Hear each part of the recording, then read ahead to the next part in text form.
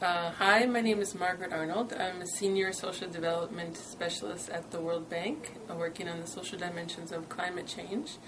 I've spent most of my World Bank years working on disasters, on reconstruction and recovery, and have a particular interest in this session on empowering and engaging the poor and vulnerable in recovery. It's a particularly important topic because there's so many cases where poor and vulnerable people are left off in a worse situation than they were before the disaster and before the recovery process. So they can be devastated by a disaster, but they can also be very negatively affected by the recovery process itself.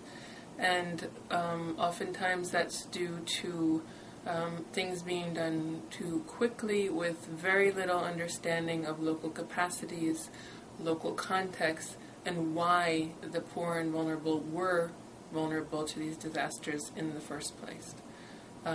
So we're going to look at those cases and try and examine some questions such as how can all of these good intentions and expectations be managed. People want to be involved in their recovery, even if it takes longer. We know that well, but there's so much pressure to get things done quickly, and they're not done very well. So how can we empower poor and vulnerable people to be engaged and manage their own recovery process?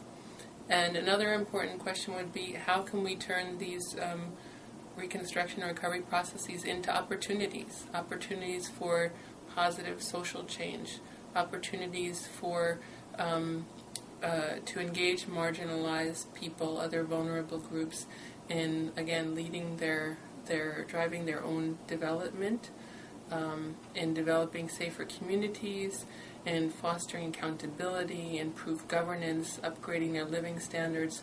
So how can we use these opportunities to make sure that there are also opportunities to reduce poverty and empower the poor and vulnerable to live better lives in safe communities?